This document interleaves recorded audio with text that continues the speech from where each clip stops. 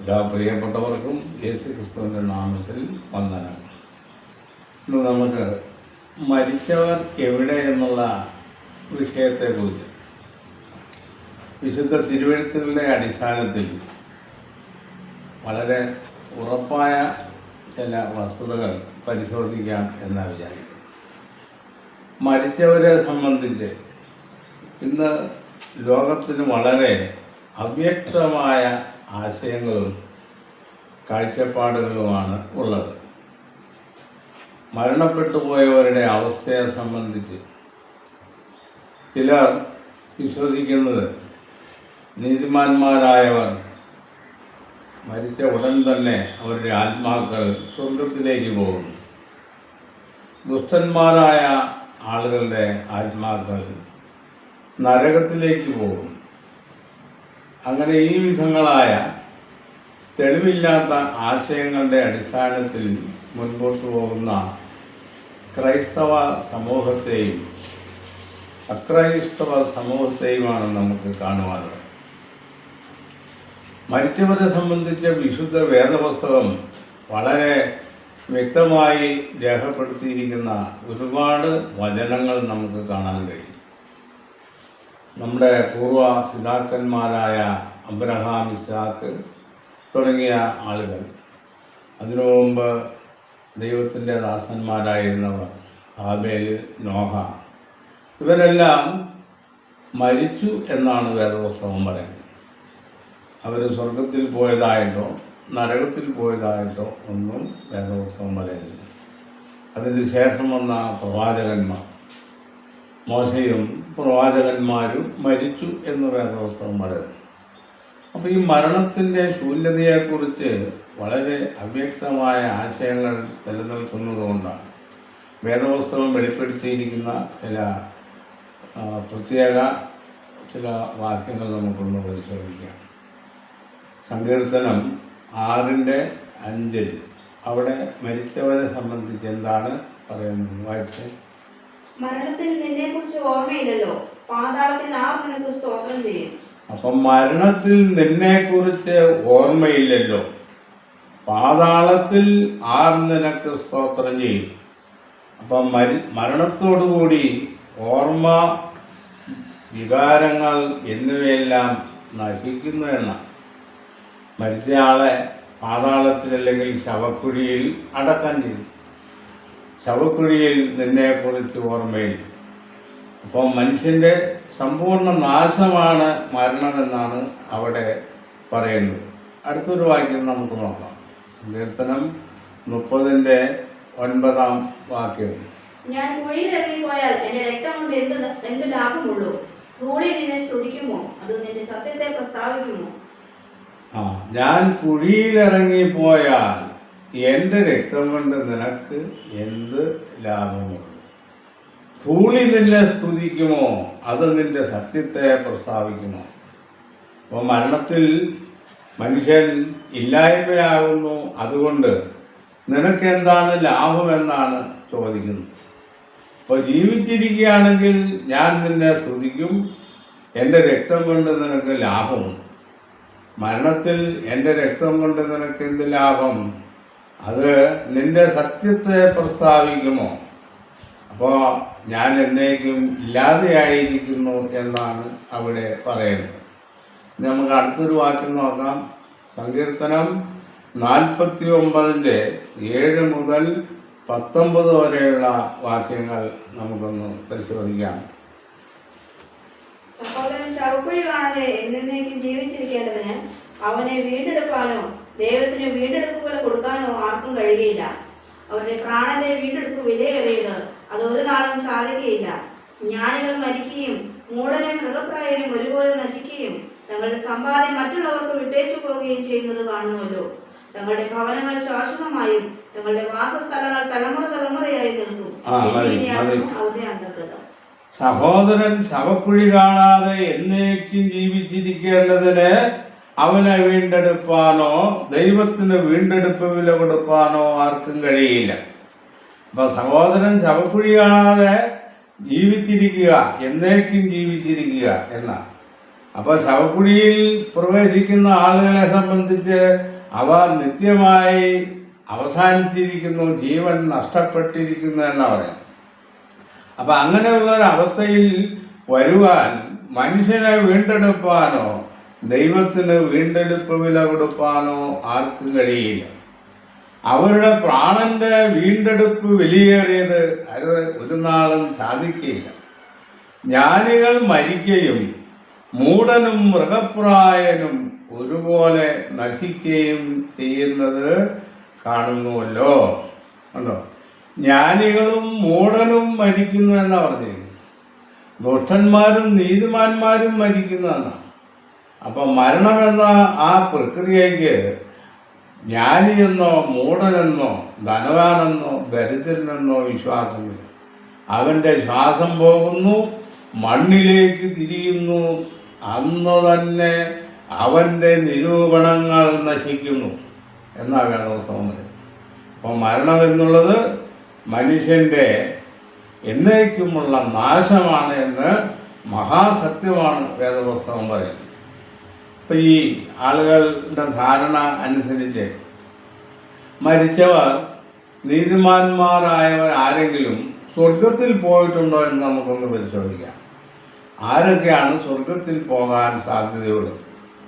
നാം ഉൽപ്പത്തി പുസ്തകം മുതൽ പരിശോധിക്കുമ്പോൾ പല വിശുദ്ധന്മാരെയും നമുക്ക് കാണുവാൻ കഴിയും.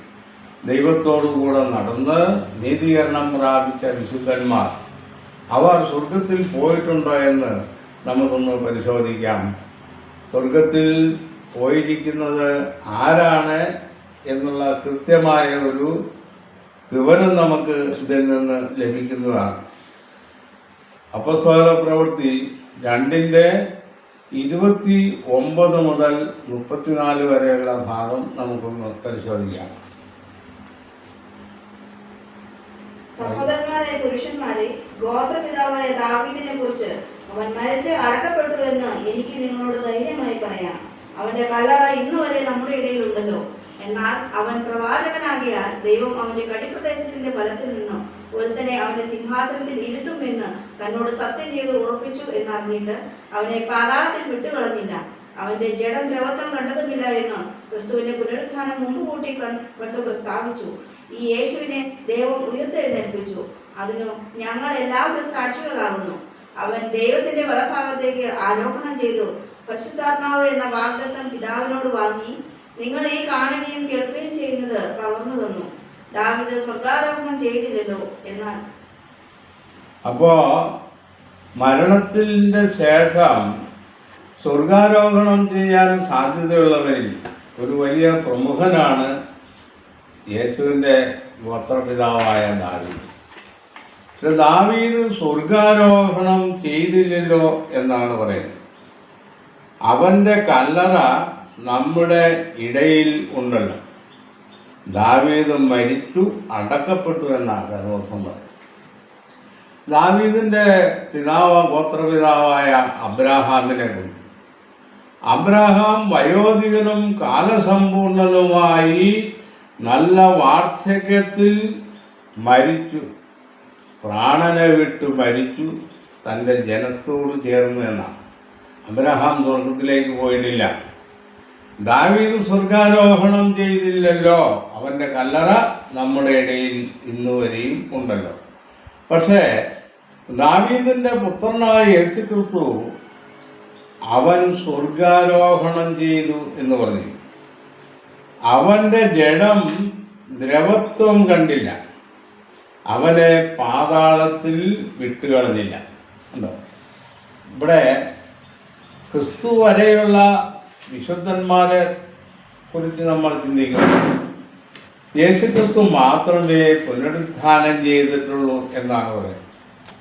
ഈ യേശുവിനെ ദൈവം ഉയർത്തെഴുന്നേൽപ്പിച്ചു. അതിന് ഞങ്ങളെല്ലാവരും സാക്ഷികളാകും.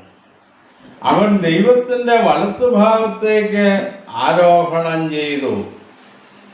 ദാവീദ് സ്വർഗാരോഹണം ചെയ്തില്ലല്ലോ. അപ്പോൾ മരിച്ച വിശുദ്ധന്മാരിൽ ആരും ഇതുവരെയും സ്വർഗത്തിലേക്ക് പോയിട്ടില്ല എന്നാണ് വേദപുസ്തകം പറയുന്നു. സങ്കീർത്തനം 73:25 അവിടെ ഒരു പ്രയോഗം നമുക്ക് കാണാം. 73:25 സ്വർഗത്തിൽ എനിക്ക് ആരുള്ളൂ, ഭൂമിയിലും നിന്നെ അല്ലാതെ ഞാൻ ഒന്നും ആഗ്രഹിക്കുന്നില്ല. പഴയ നിയമ വിശുദ്ധന്മാരുടെ അവസ്ഥ ഇതാണ്. സ്വർഗത്തിൽ എനിക്ക് ആരുള്ളൂ, ഭൂമിയിലും നിന്നെ അല്ലാതെ ഞാനൊന്നും ആഗ്രഹിക്കുന്നില്ല. അപ്പോൾ മരിച്ച ആത്മാക്കളൊക്കെ, പുണ്യാത്മാക്കളൊക്കെ സ്വർഗത്തിലാണെങ്കിൽ ഇദ്ദേഹവും സ്വർഗത്തിലേക്കല്ലേ പോണേ. ഇദ്ദേഹവും സ്വർഗത്തിലേക്ക് ചെല്ലുമ്പോൾ അവിടെ വിശുദ്ധന്മാരവിടെ ഉണ്ടാകുമെന്നുള്ള അറിവ് വേണ്ടേ? അപ്പോൾ ഇവിടെ പറയുന്നത് സ്വർഗത്തിൽ എനിക്ക് ആരും ഇല്ല എന്നാണ്. അപ്പോൾ മരണശേഷമുള്ള അവസ്ഥയെക്കുറിച്ച് ഇങ്ങനെയാണ്: ദൈവത്തിൻ്റെ പുത്രനല്ലാതെ ആരും സ്വർഗത്തിൽ പോയിട്ടില്ല. അങ്ങനെ ഒരു വാക്യം യോഹന്നാന്റെ സുവിശേഷം 3:13 നമുക്കൊന്ന് പരിശോധിക്കാം. അവിടെ എന്താണ്? സ്വർഗത്തിൽ നിന്ന് ഇറങ്ങി വന്ന മനുഷ്യപുത്രനല്ലാതെ ആരും സ്വർഗത്തിൽ കയറിയിട്ടില്ല. സ്വർഗത്തിൽ നിന്ന് ഇറങ്ങി വന്ന മനുഷ്യപുത്രനല്ലാതെ ആരും സ്വർഗത്തിൽ കയറിയിട്ടില്ല. ഇതിൽ ഉറപ്പായിട്ട് എന്താ ഒരു കാര്യം പറയാനുള്ളത്? യേശുക്രിസ്തു മാത്രമാണ് സ്വർഗത്തിൽ പ്രവേശിച്ചിരിക്കുന്നത് എന്നാണ്. അപ്പോൾ യേശുക്രിസ്തുവിൽ വിശ്വാസമർപ്പിച്ച 12 അപ്പസ്തോലന്മാരും അതിന് ശേഷമുള്ള ക്രിസ്തുവിലുള്ള വിശ്വാസികൾ, അവർക്ക് എന്താണ് പ്രതിഫലം എന്ന് നമുക്കൊന്ന് പരിശോധിക്കേണ്ടത് ആവശ്യമാണ്. 1 കൊരിന്ത്യർ 8:8 നമുക്കൊന്ന് പരിശോധിക്കാം.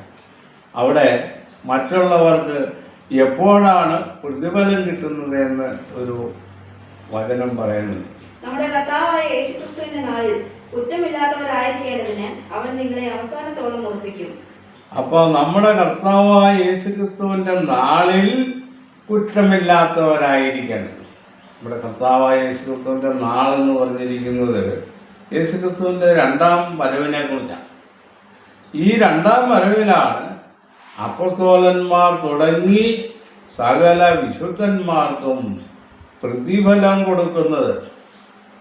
അപ്പം ഈ പ്രതിഫലം കൊടുക്കുന്ന സമയം യേശുവിൻ്റെ 2ാം വരവിലാകുമ്പോൾ അതുവരെയും ആരും സ്വർഗാരോഹണം ചെയ്തിട്ടില്ല, ആരും പുനരുത്ഥാനം ചെയ്തിട്ടില്ല.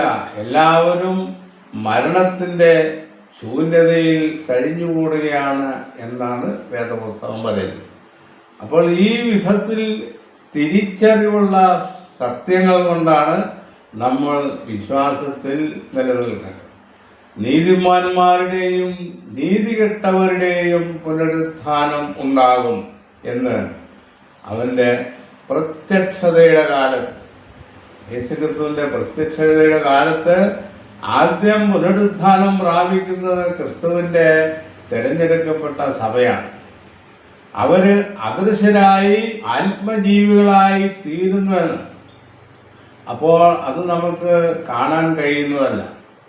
ബാക്കിയുള്ള പൊതുലോകം പുനരുത്ഥാനം ചെയ്തു വരുന്നത് ഭൗതിക ശരീരത്തിൽ തന്നെ ഈ ഭൂമിയിലേക്ക് അവരെ നമുക്ക് കാണാൻ പറ്റും. അപ്പോൾ മരണത്തിൽ എന്താണ് ശേഷിക്കുന്നതെന്ന് ആളുകൾ വിചാരിച്ചിരിക്കുന്നത് എന്നതിനെക്കുറിച്ചൊരു സൂചന നമുക്കിവിടെ പറയാം. മരണത്തിൽ എന്താണ് ശേഷിച്ചിരിക്കുന്നത്?